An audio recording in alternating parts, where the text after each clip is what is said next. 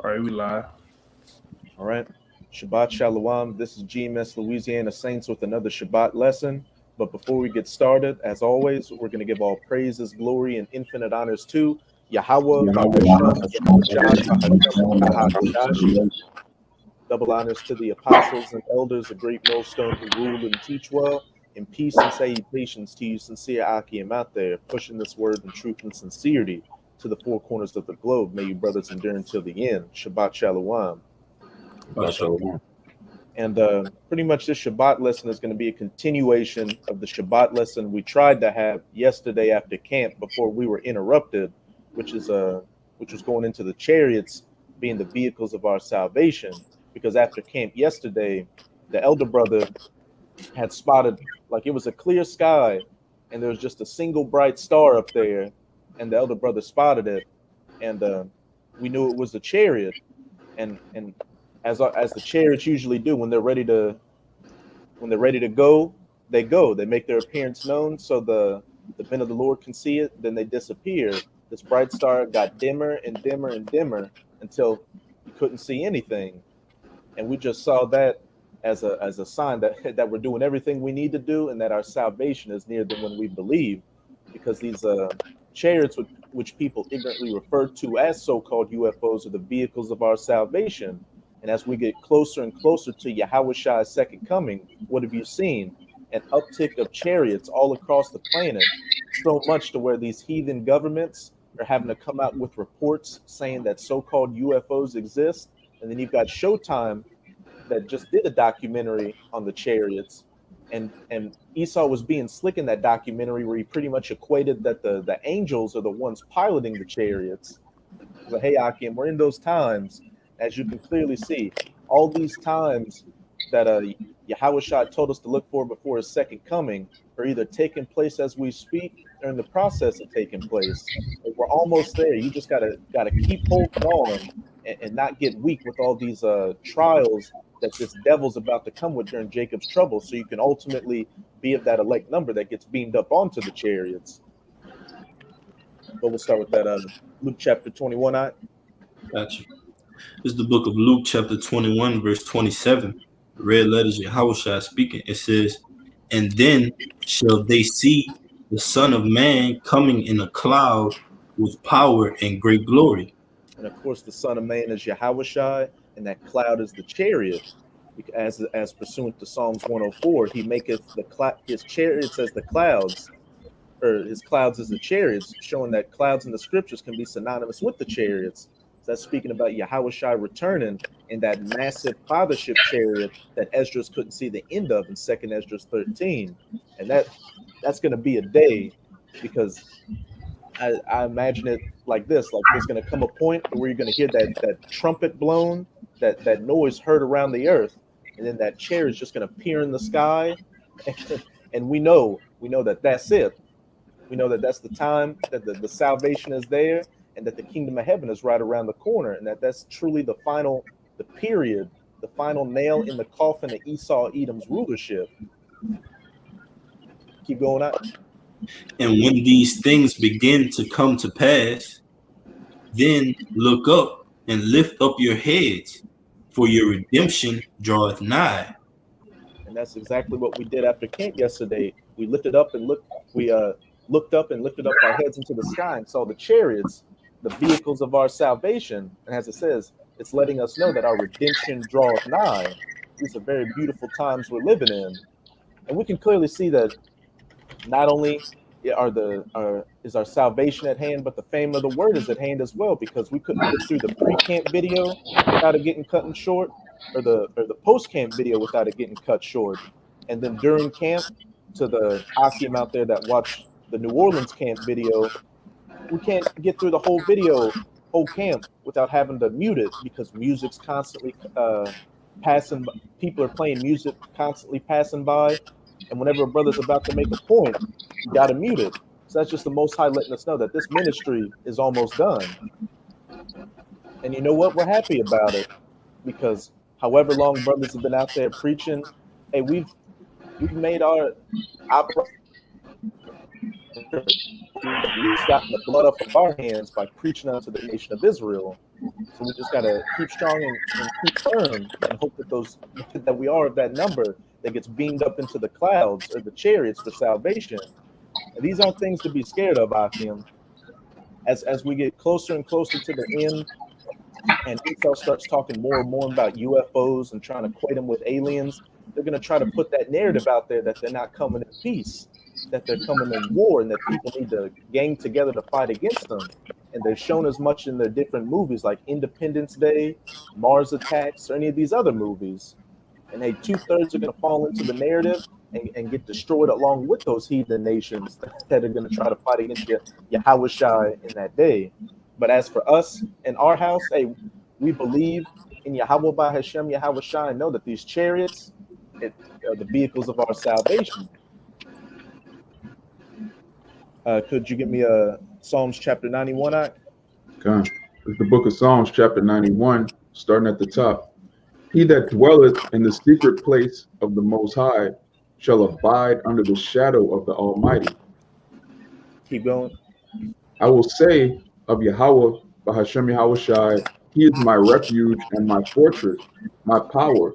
In him will I trust. Hey, that's exactly what the hopeful elect are doing right now, abiding under the shadow of Yahweh Bahashem Yahweh Shai.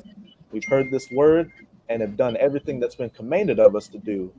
Follow these laws, statutes, and commandments to the best of our abilities, and go out onto the highways and byways, making our bodies a living sacrifice for the testimony of Yahweh Bahashem Yahweh Shai.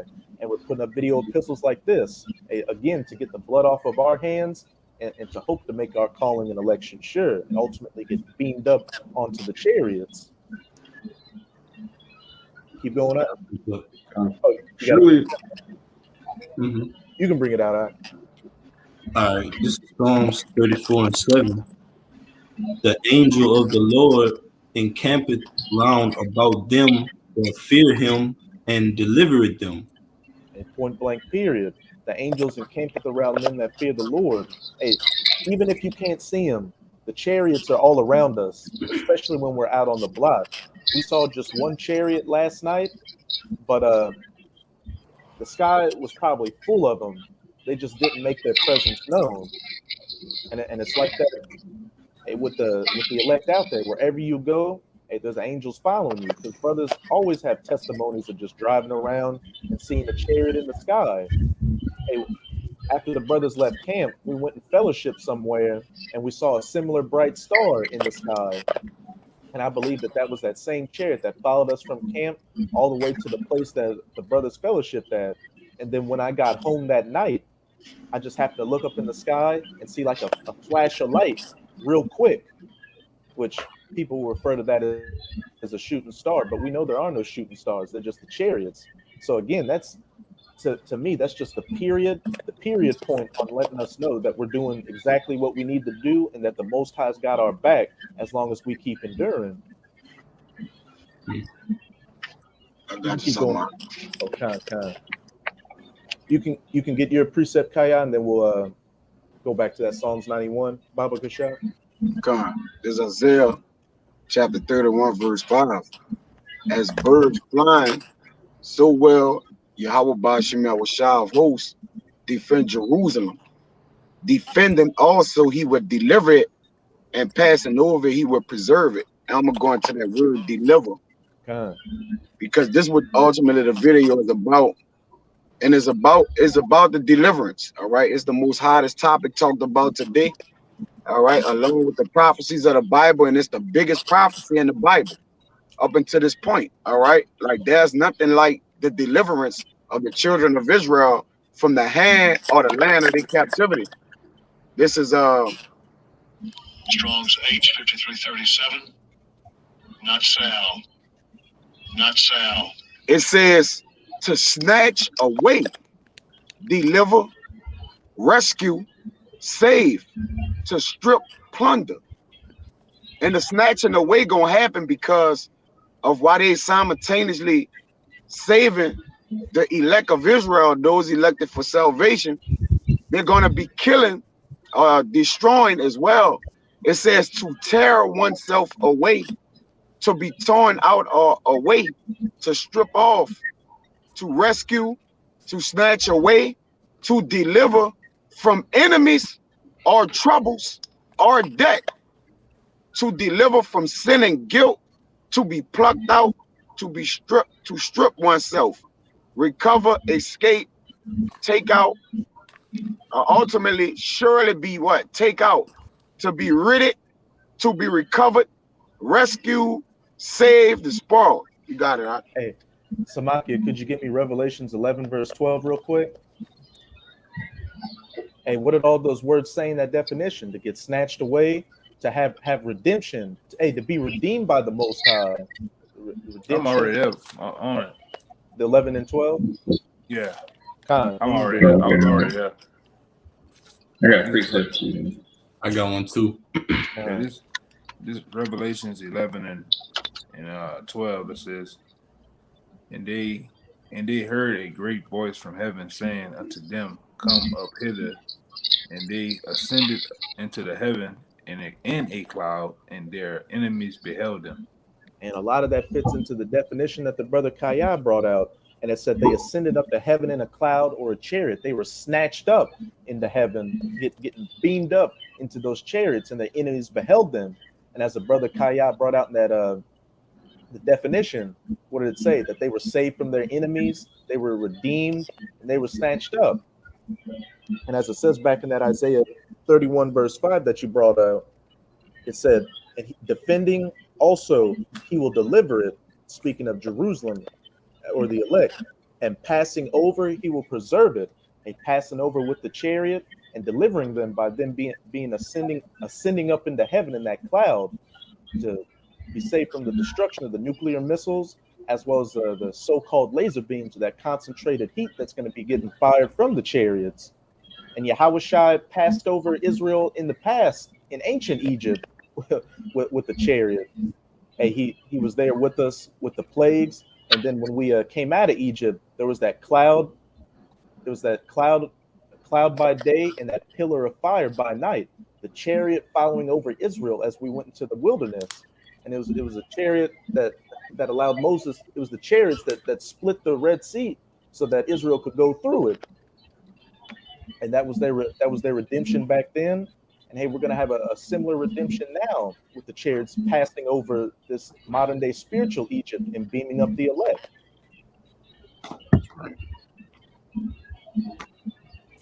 Yeah, they got a little more. Okay. To go to a point in verse 13, it says, and in the same hour was there a great earthquake, and the 10th part of the city will fell, and in the earthquake were slain of men 7,000, and the remnant were afraid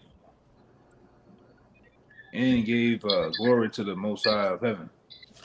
And that great earthquake is talking about those nuclear missiles, 200 million of which are going to hit this spiritual Egypt, the United States of America, Babylon the Great, which is what that 10th part of the city falling is referring to, because the United States is broken into 10 FEMA zones. So that's what that 10th part is talking about. And where it says, and there were slain 7,000 men, that's just a complete amount of destruction that's coming to everybody in the United States of America that isn't part of that elect number. And hey, that's why we're diligently doing what we're doing, because we don't want to take part in that second death, that death by fire.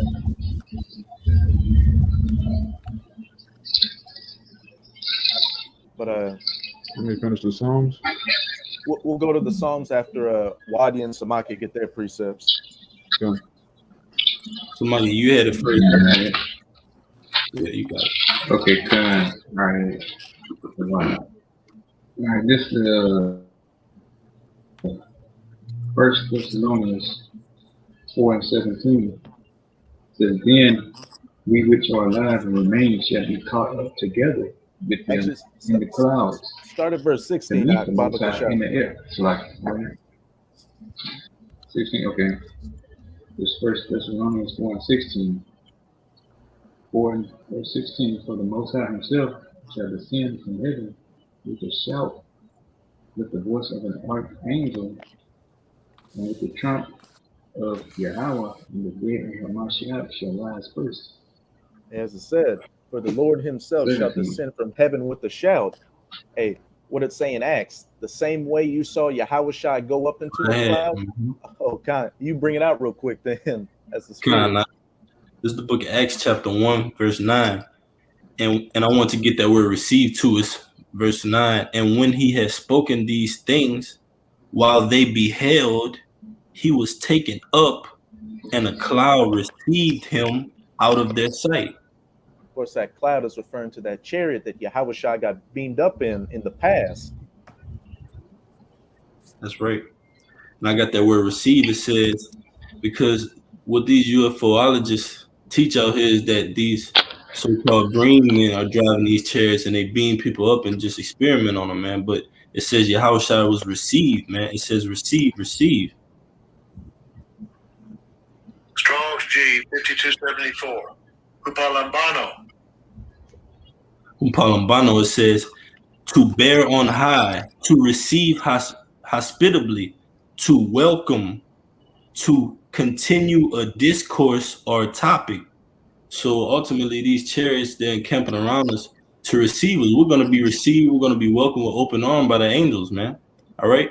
That's why it says we're going to be delivered, because when the chariots deliver us up, we're going to be delivered into safety, man. You got it out.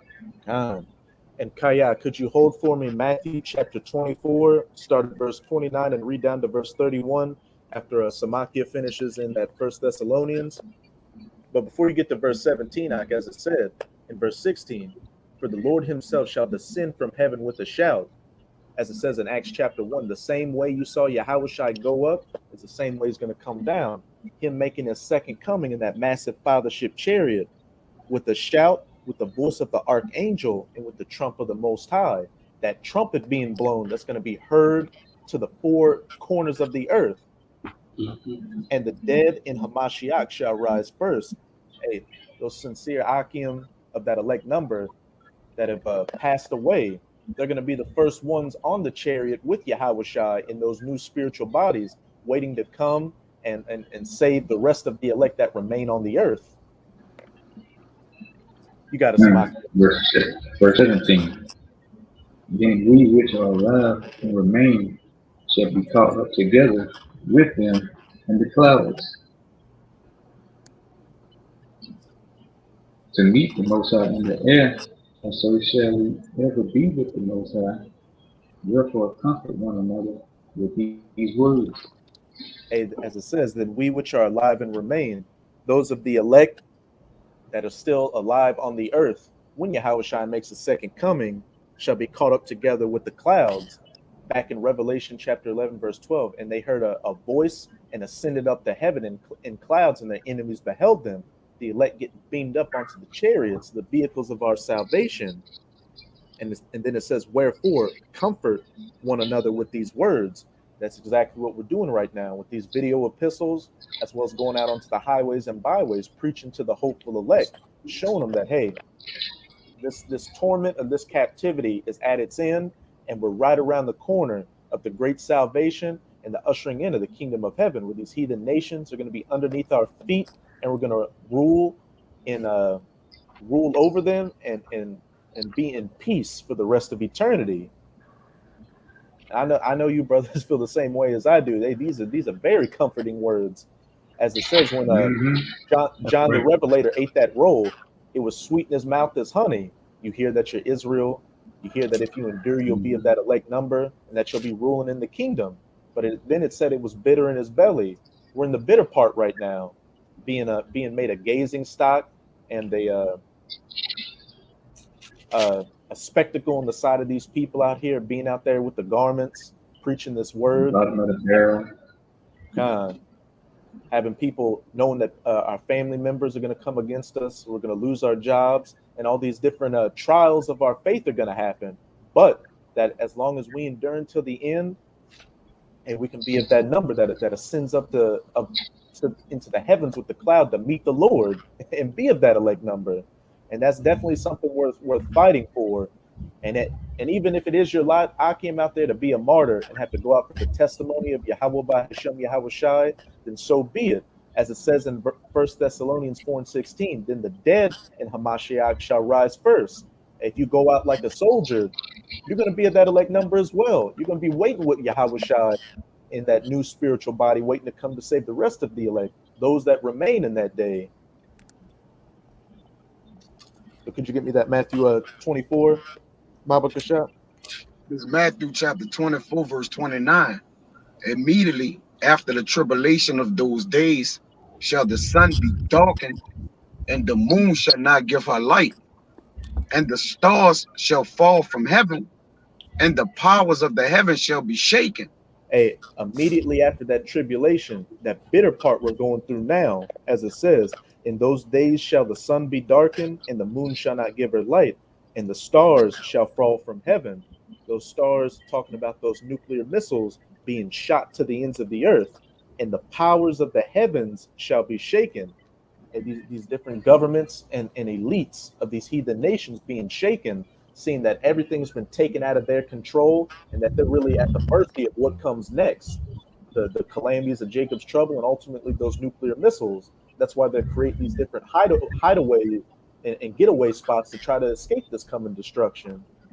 Keep going on. And then shall appear the sign of the Son of Man in heaven. And then shall all the tribes of the earth mourn, and they shall see the Son of Man coming in the clouds of heaven with power and great glory. Hey, in that day they shall see the Son of Man ascending with a shout, with the host of heaven, with the trumpet of the Most High playing. Back in that Acts again, the same way you saw Yahweh Shai leave is the same way you're going to see him return. Him cracking those clouds with that massive fathership chariot, and also the host of heaven, Michael the archangel and the other angels with fleets of chariots invading this earth, as it says in 2 Ezra 13. And one realm shall fight against another, the realm of the Most High fighting against the realm of man on earth. And with all that taking place, you're going to have that great salvation of the elect ascending up to heaven in a cloud, in those chariots for salvation, as it's about to say. Oh, real quick, it says, and all the tribes of the earth shall mourn. Hey, the heathen nations are going to mourn because it's going to be something far beyond their imagination to see a invasion of this earth by so-called UFOs. And those in the know exactly what it is. Yahweh Shai returning to save his elect and in the rulership of the nation. But hey, the tribes, the elect of the tribes are going to mourn as well, because it's our salvation. Tears of joy as you're getting beamed up onto the chariots. Yeah, I want to say something real quick too. That term, "beam me up, Scotty," goes back to, Scott goes into black, a black man, a land of the black. So beam me up, Scotty goes into beam me up, black man. And that character Scotty in Star Trek was a so-called Scottish person, and we know that a lot of those people in Scotland are Jakes. Right. And actually, that character Scotty, I think he was the one that was in control of the teleporter on that ship. So whenever they wanted to get beamed up, they'd say, "Beam me up, Scotty." So what's that show pretty much saying in a slick way? That the angels that have the appearance of so-called dark-skinned Negroes are gonna beam up, not the Star Trek characters, but ultimately beam up the elect. You can read verse 31. You go into that whole Star Trek thing. That was based on scriptures, and it was basically a show based on the structure, how the Most High got things set up in the heavens, man. What you got? You can read verse 31, Kayat. Yeah, come. Yeah, and also what the brother speaking about is that war in heaven, man. All right, when Satan and his angels is going to fight against the right hand side, man, it's going to be against the left hand side. All right, it's going to be that great war in heaven. It says, and he shall send his angels with a great sound of a trumpet, and they shall gather together his elect from the four winds, from one end of the heaven to the other. Beam me up, Scotty. The angels gathering the elect from the four winds, them getting beamed up onto the chariots. ascending up to the heavens in a cloud for salvation. You can go back to that Psalms. Hold on. Precept too. Okay. We'll go back to that Psalms 91, and then we'll get your precepts, Samakia. This is back in Psalm 91, verse 3. Surely he shall deliver thee from the snare of the fowler and from the noisome pestilence. Hey, the elect going through Jacob's trouble and having that protective hedge over them to make it through the calamities of Jacob's trouble, the pestilences, the famines, the race wars, civil wars, you name it. That when Esau makes his move, as it says in Isaiah 59, that's when the Most High is going to set up his standard. And what that's ultimately going to culminate in is the elect getting beamed up onto the chariots. Keep going on. Verse 4. He shall cover thee with his feathers, and under his wings shalt thou trust. His truth shall be thy shield and buckler. Hey, the truth being our shield and buckler, us putting on the whole armor of the Most High, the helmet of faith, and the sword and shield and the breastplate of the scriptures, and us going under his wings, under his and him covering us with his feathers and taking us under his wings, or us getting beamed up onto the chariots.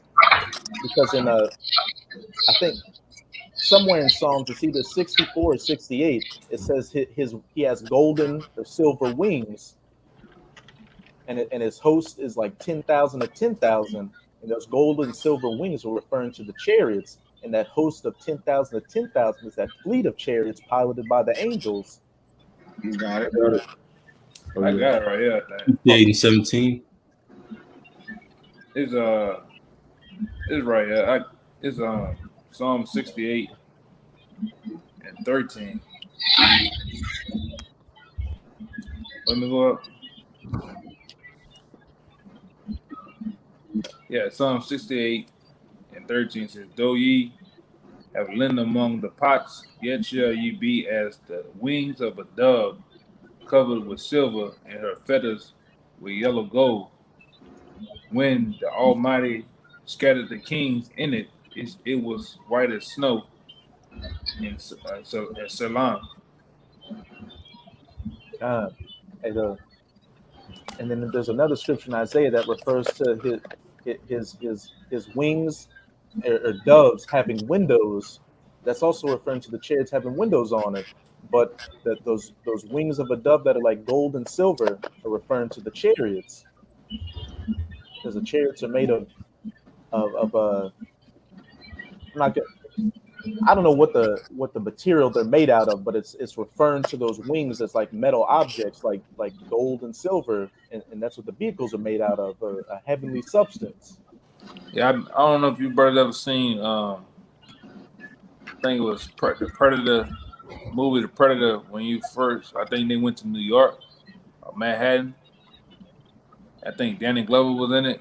Like at the end, they went on the Predator went into a chariot.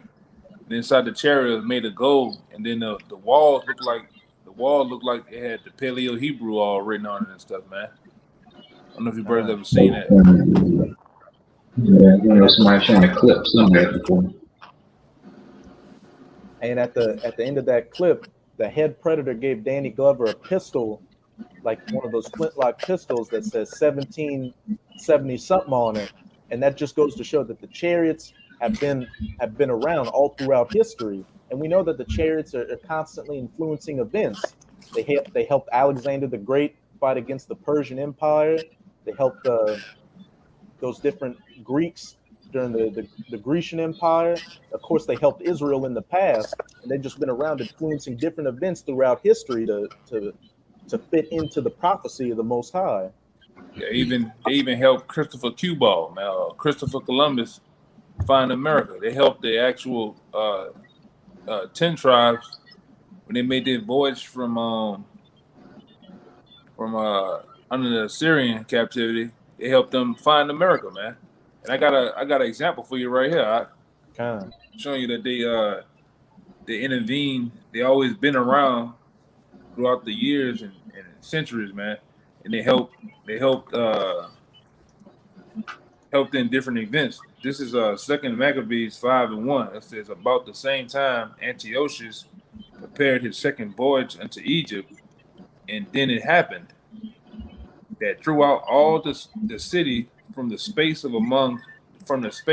almost of 40 days, there were seen horsemen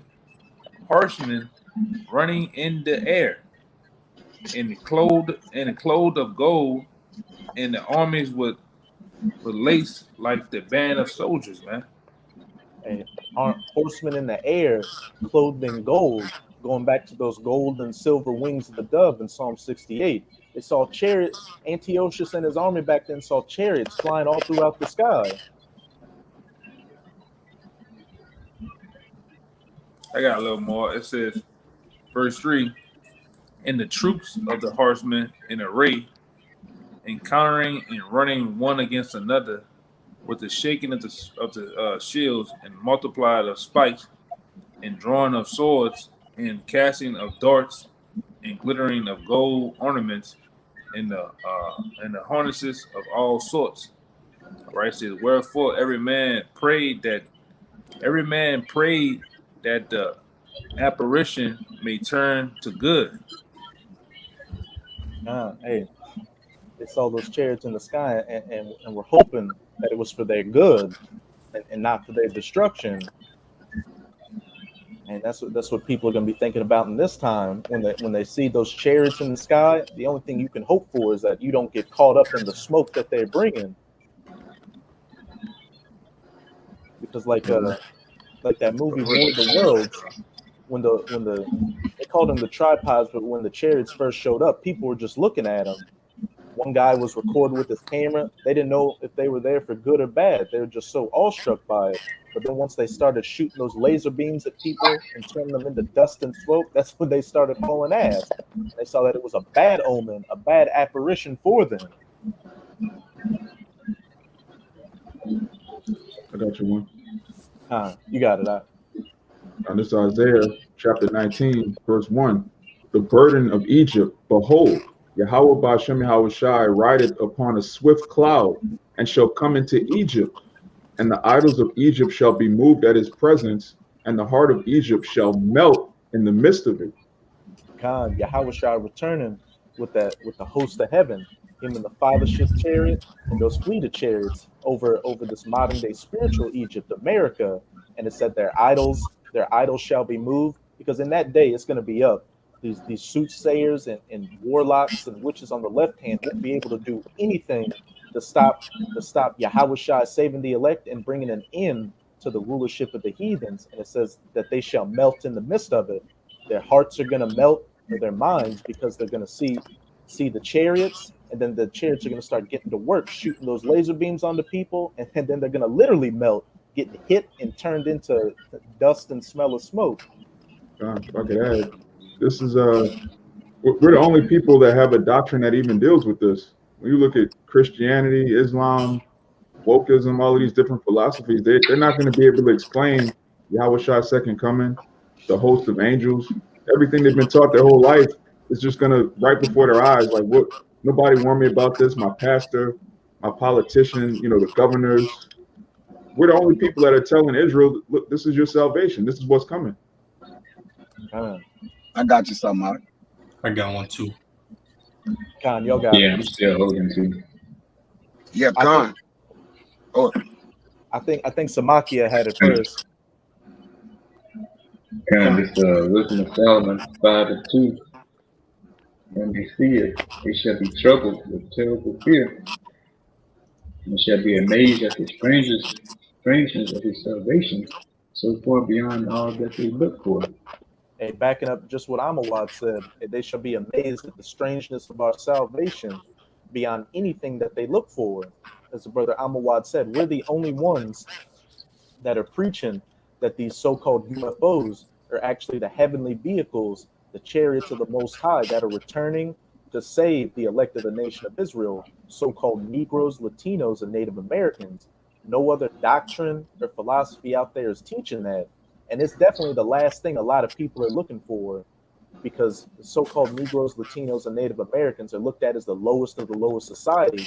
Us telling them, us telling these people that we're Israel is enough of a mind blower that they don't want to believe. So how much more when the Savior, the Messiah, who they think is a so-called white man with brown stringy hair, actually is shown to be had the appearance of a so-called dark-skinned Negro with a white woolly beard and afro, returns in a massive ship to save the elect and bring war to the heathen nations and 2/3 of the nation of Israel. You had some more, Samakia? I can go a little bit more.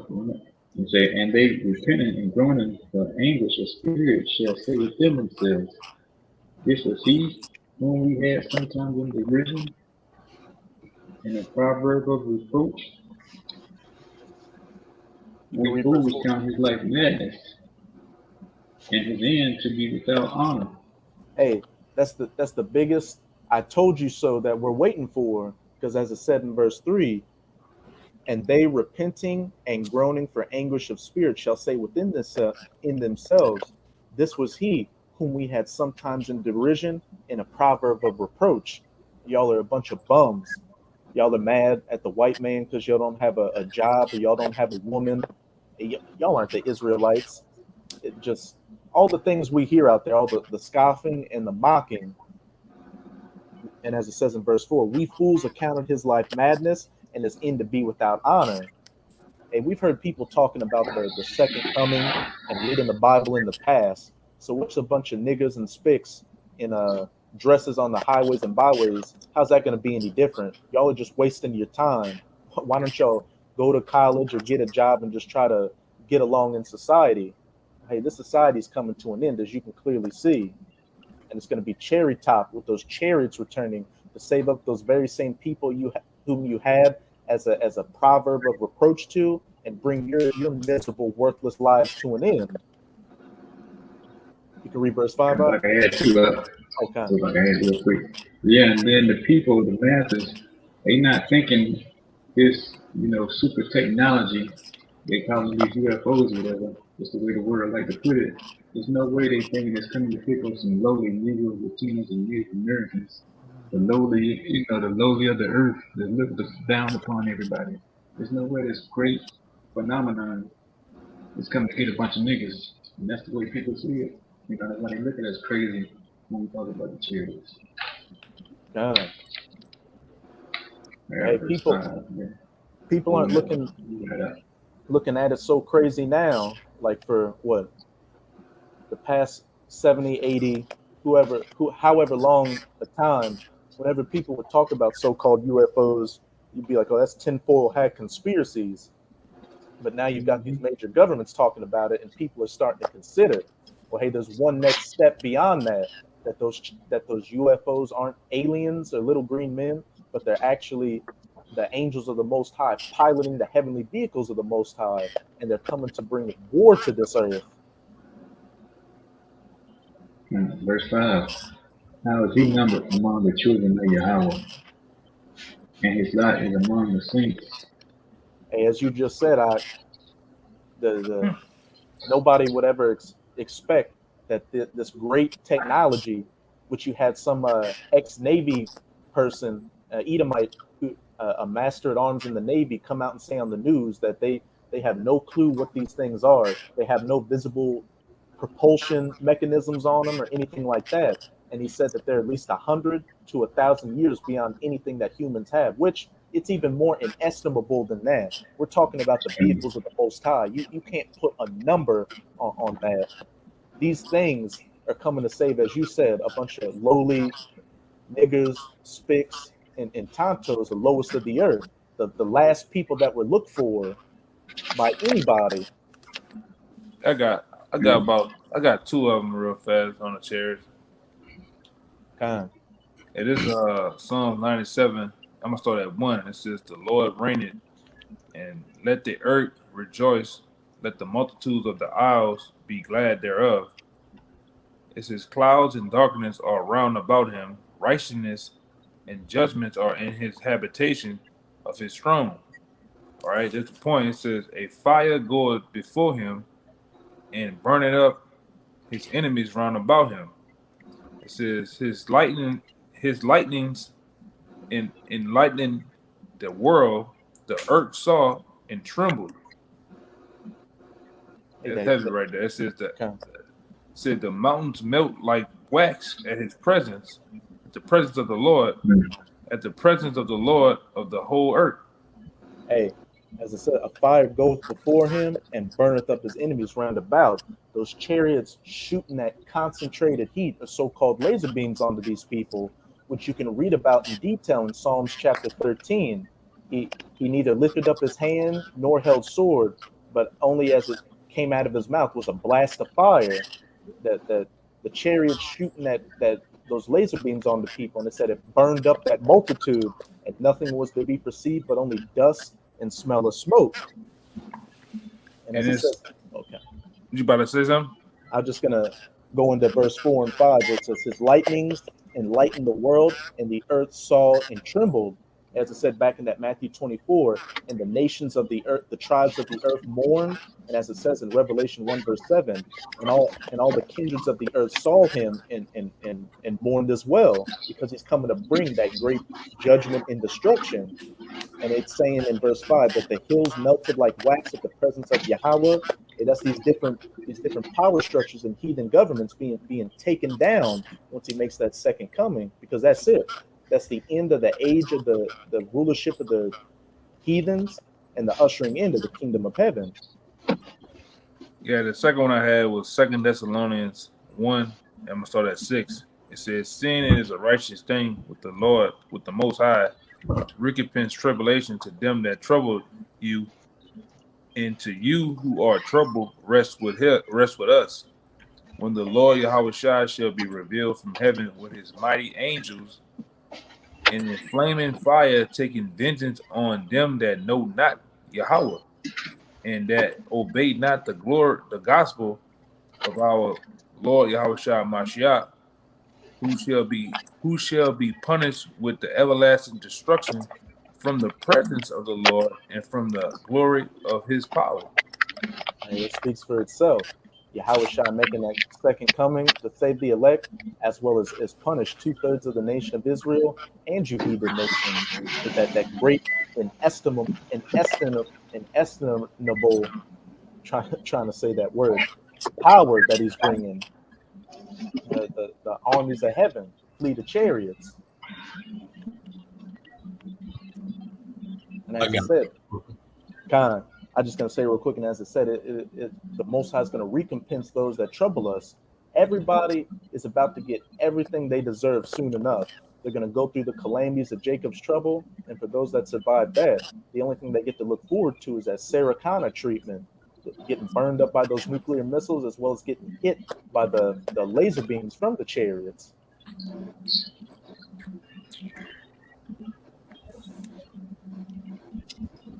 I think you had a precept, Kaya, and then you got it, Wide. Yeah. Con.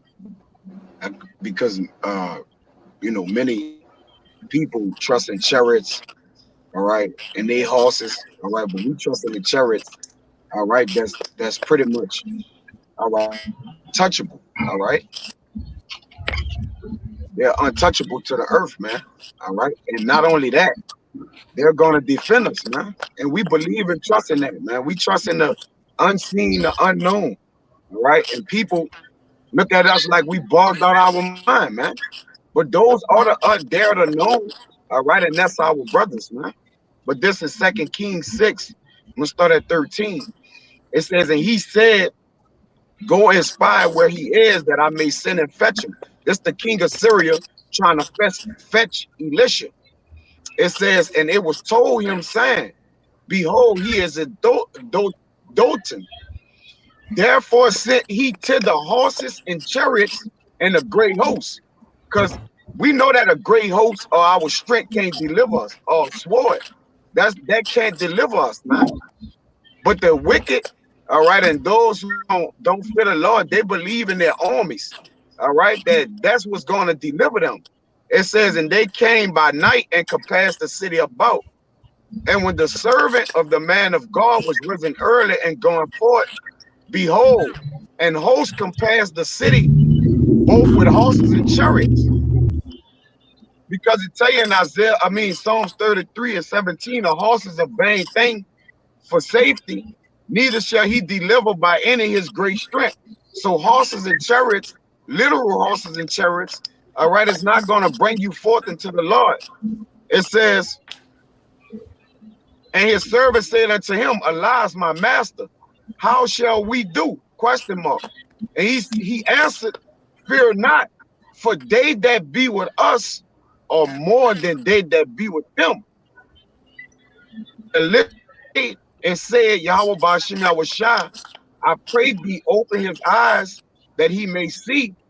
And Yahweh Bashim Yahushua opened the eyes of the young man, and he saw, and behold, the mountain was full of horses and chariots of fire round about Elisha.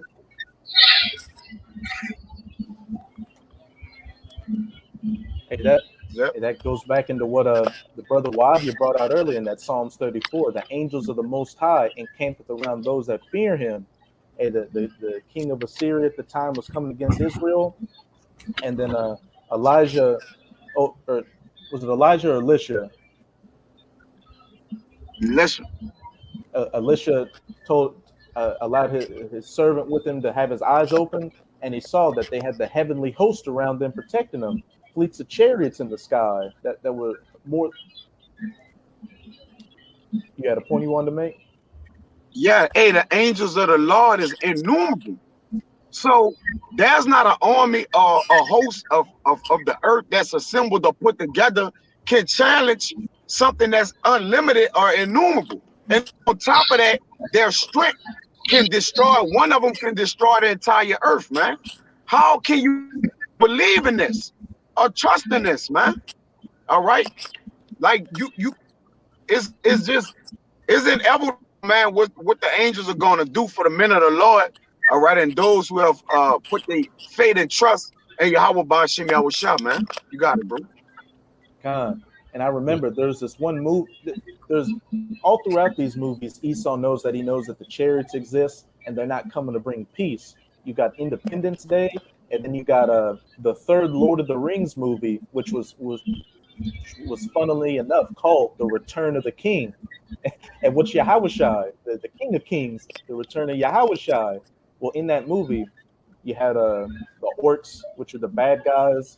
They had like a whole army waiting on shore on a dock for their reinforcements to arrive, and the ships did arrive, but they were empty, and the three main characters got out, and then the orcs were like, oh, these are just three guys. But then as the three main characters charged at him, you saw like ghosts appear out of nowhere and just start killing everything.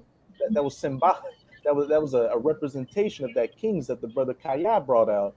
And what was funny is that you saw the ghosts, they were running on the water, and some of them were riding ghost horses and all that. And what that reminds me of is 2 Ezra 13, where it says the heathens were gathered from the four winds to subdue the man that came out of the sea. And we know that the sea was talking about the Shemayim, but the waters in space. But they just showed it as actual literal waters in Lord of the Rings. Those ghosts were traveling on the waters, and those orcs tried to subdue them.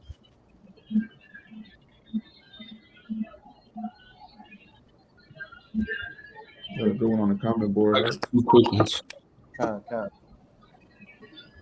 You can get the one on the comment board, and then you got it, Wadia. This the brother Kabar. Shabbat Shalom. This is Jeremiah 30 and 23. Behold, the whirlwind of Yahweh goeth forth with fury, a continuing whirlwind. It shall fall with pain upon the head of the wicked. The fierce anger of Yahweh shall not return until he have done it, and until he have performed the intents of his heart. In the latter days he shall consider it. And hey, that whirlwind is speaking of the chariots, as it says, to further back up that precept in Isaiah 66, verse 15. For behold, Yahweh will come with fire, and with his chariots like a whirlwind. You had it? Mm-hmm. Oh, I'll just finish it off since I'm here. to render his anger with fury and his rebuke with flame of fires. Backing up that Jeremiah chapter 30, verse 23 that the brother Kabar brought out. Behold, the whirlwind, the chariots of Yahweh goeth forth with fury, a continuing whirlwind, and it shall fall with pain upon the head of the wicked, coming back with that furious judgment on these heathen nations, as well as the 2/3, shooting that concentrated heat onto them, burning them to a crisp. And on top of that, you're going to have those nuclear missiles flying through the sky as well. Hey, if you're not at that elect number, there's no hope for you making it. Babylon the Great.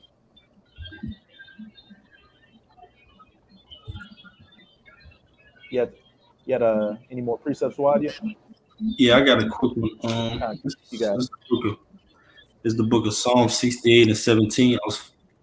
It says, the chariots of Yahweh are 20,000, even thousands of angels. The Lord is among them as in Sinai, in the holy place. Just backing the brother up. We don't have a current army on this society. Russia has an army, the United States has an army, but the Most High, he deals in war. So our army is the holy angels in those chariots. I believe it's the book of James. It tells you, fear the Lord of Shabbat. And when you go into that word, it goes into the armies of Israel.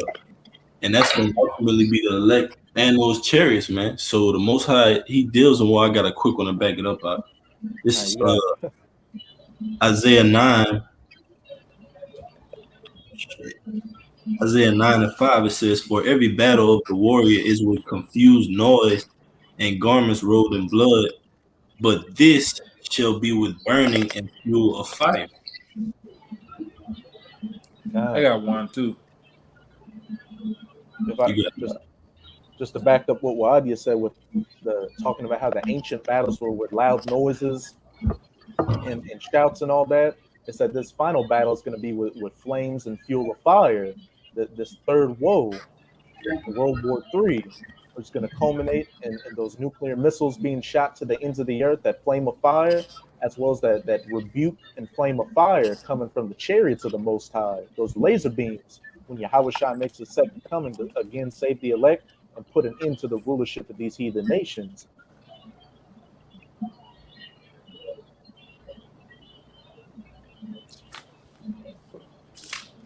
You got it.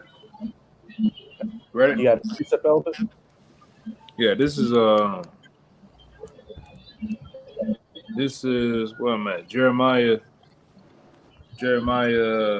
4 and 5. I'm gonna read down. It says, declare ye in Judah and publish in Jerusalem, and say, blow ye the trumpet in the land, cry together and say, assemble yourselves and let us go into the defense cities.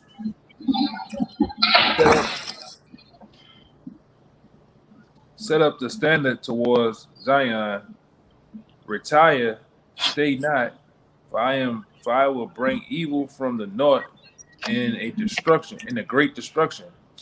And this is the point. It says the lion is come out from his thicket, and the destroyer of the Gentiles is on his way.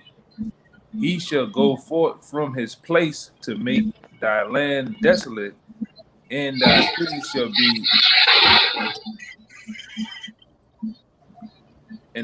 shall be laid waste without inhabitants. And now when you go down to 13, it also says, behold, he, which is Yahushua, shall come up as clouds, and his chariot shall be as a whirlwind. His horses are swifter than eagles. Woe unto us, for we are spoiled. There you are. Hey, as it said in verse 7, the lion has come up from his thicket, and the destroyer of the Gentiles is on his way. Speaking of Yahushai, making it his grand second coming, and not only his massive fathership chariot, but that fleet of chariots that are coming with him, piloted by Michael and the angels, which goes into verse 13. Behold, he shall come up as clouds, and his chariots shall be as a whirlwind. His horses are swifter than eagles. Woe unto us, for we are spoiled. Those that aren't of that elect number, hey, that's going to be pretty much your final hurrah. I get a precept of that. Khan. that come to my mind is Isaiah 63:1. It says, "Who is this that cometh from Edom, but dyed garments from Basra? This that is glorious in his apparel, traveling in the greatness of his strength. I that speak it in righteousness, mighty to save. Where art thou red in thy apparel, thy garments like him that treadeth in the winepress? I have trodden the winepress alone, and of the people there was none with me. For I will trodden down in my anger, and trodden them in my fury, and their blood shall be sprinkled upon my garment, and I will sprinkle all my raiment. For the day of vengeance is in my heart, and the year of my recompense is come." All right, and it says, "And I looked, and therefore none to help. And I looked, and there was none to help, and I wondered that was none to uphold. Therefore my own arm brought salvation unto me, and my fury it uphold me." And it's the last one that says, "And I was trodden down, and I will trot down the people in my anger, and make them drunken in my fury, and I will bring down the strength to the earth." There you go out. Hey, Khan. Yahushua returning with the heavenly host. And the first verse in Isaiah 63 lets you know who he's mainly coming against. Who is this that cometh from Edom, you so-called white people with dyed garments from Basra? And we know Basra was an ancient chief city of the Edomites, and modern day Basra would be Babylon the Great, the United States of America. This gives you an example of how massive that chariot's going to be. When Yahushua comes to save the elect, that chariot is going to be over Babylon, as well as be over in the Middle East, over the Valley of Jehoshaphat, saving the elect and bringing war to the heathen nations that have been gathered down into the Valley of Jehoshaphat. And the rest of those verses go into that mass death and destruction that he's bringing, chiefly to the Edomites. And because as it says in that 2 Ezra 6, start around verse 7, for Esau is the end of the world of this current age of the rulership of the heathen nations, and Jacob is the beginning of it that followeth the kingdom of heaven. So when Esau goes down at Yahushua's second coming, that's the beginning of the world that followeth with Jacob. I want to back that. Khan, you got it. That's the book of Daniel, chapter 7. I'm going to start at 12. As concerning the rest of the beasts, they had their dominion taken away, yet their lives were prolonged for a season in time. I saw in the night visions, and behold, one like the Son of Man came with the clouds of heaven, and came to the Ancient of Days, which is the Most High, and they brought him near before him. And there was given him dominion and glory and a kingdom, that all people, nations, and languages should serve him. His dominion is an everlasting dominion which shall not pass away, and his kingdom that which shall not be destroyed. So the chariots come with an everlasting kingdom. Yahushua and the host of heaven, that's going to usher in the kingdom of heaven, which is never going to be removed. It's never going to go down. You got it up. Hey, it explains itself. So hey, just going back to the topic of this video, the chariots are the vehicles of our salvation. They're coming to save the elect, and they're also coming to take away the rulership of these heathen nations, especially the last leg of this fourth beast in Daniel chapter 2, that reincarnated Roman Empire, Esau's rulership, that NATO-EU alliance that the U.S. is a part of. And once that goes down, as the brother called out in Daniel, then he's going to get the dominion and the rulership over everything. And hey, the joint heirs are going to get it as well, beginning with the elect, and then trickling down to the rest of the nation of Israel. And these times are right around the corner, Akim. It's like we always tell you, you should have all 10 toes down in this truth, pushing this word as hard as you possibly can to hope to make your calling and election sure, and get beamed up onto those chariots for salvation. But if the brothers didn't have any other precepts, we'll just go back to that Psalms 91. And you can reread verse 3, and we'll read down to verse 8, Baba Kashab. God, this is Psalms 91, verse 3. Surely he shall deliver thee from the snare of the fowler, and from the noisome pestilence. He shall cover thee with his feathers, and under his wings shalt thou trust. His truth shall be thy shield and buckler. Thou shalt not be afraid for the terror by night, nor the arrow that flieth by day. Those arrows referring to those nuclear missiles, and the elect won't be afraid of those arrows because they're going to be on the chariots, safe from that nuclear destruction that's coming to the earth, chiefly Babylon the Great. Nor for the pestilence that walketh in darkness, nor for the destruction that wasteth at noonday. Keep going. 1,000 shall fall at thy side, and 10,000 at thy right hand, but it shall not come nigh thee. Hey, before the elect get beamed up on the chariots, they're going to have that standard set up in that day and have that protective hedge over them. As I said, 1,000 shall fall at thy side, and 10,000 at thy right hand, but it shall not come nigh unto thee.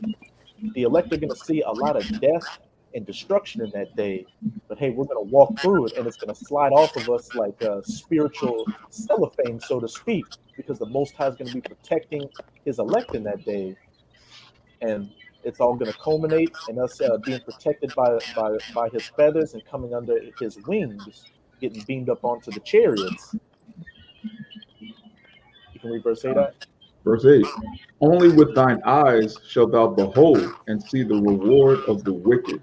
Hey, the elect on those chariots looking down and seeing that mass destruction, seeing Babylon being turned into that lake of fire from those nuclear missiles, them standing upon the sea of glass, beholding the downfall of our enemies, and knowing that once the elect come down from the chariots, that's when the work begins and the kingdom of heaven is really going to be set up and established for eternity.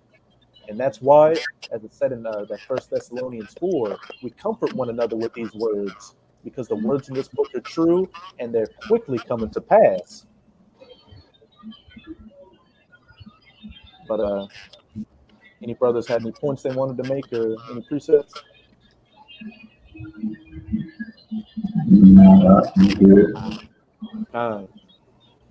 So with that, we hope you sincere Akim out there were edified by this Shabbat lesson. And again, as always, we're going to give all praises, glory, and infinite honors to Yahweh. Double honors to the apostles and elders, the great millstone who ruled and teach well. And peace and salutations to you, sincere Akim out there, pushing this word in truth and sincerity to the four corners of the globe. May you brothers endure until the end. Shabbat Shalom. Shabbat Shalom.